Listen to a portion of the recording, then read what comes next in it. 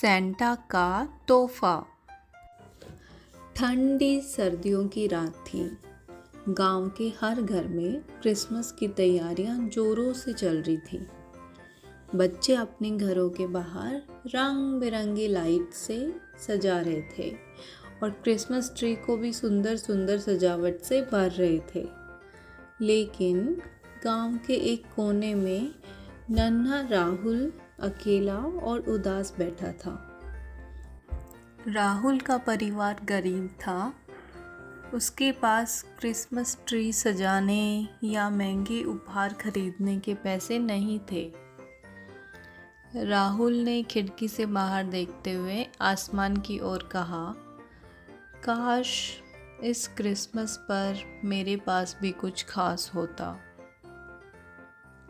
उस रात जब सब गहरी नींद में थे, तभी सेंटा क्लॉज अपनी जादुई स्लेज पर गांव में आए। हो वो सब घरों के बाहर बच्चों के लिए तोहफे छोड़ रहे थे।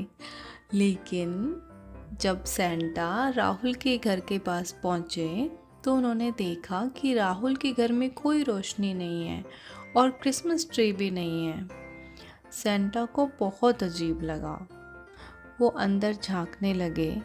उन्होंने देखा कि राहुल ठंड में एक पुरानी चादर ओढ़कर सो रहा था। सेंटा को राहुल की हालत देखकर बहुत दुख हुआ।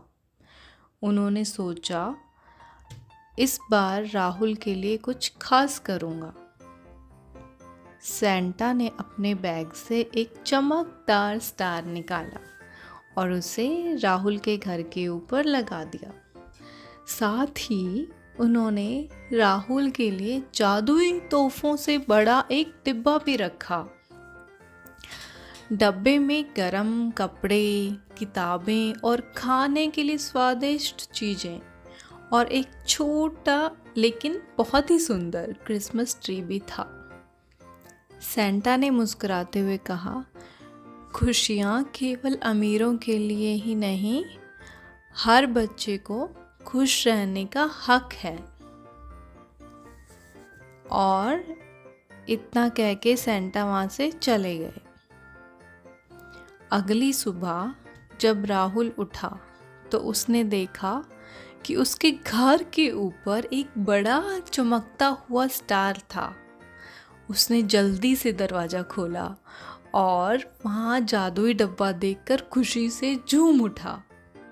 गांव के बाकी बच्चे भी वहाँ आ गए और सब ने मिलकर क्रिसमस बहुत अच्छे से सेलिब्रेट किया। सब ने क्रिसमस का बहुत आनंद लिया।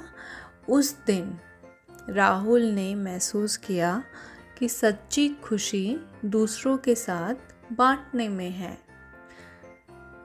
तो दोस्तों, हमें इस कहानी से ये सीख मिलती है, क्रिसमस का असली मतलब खुशियाँ बांटना और दूसरों की मदद करना है। बाय बाय दोस्तों, मिलते हैं नेक्स्ट वीडियो में।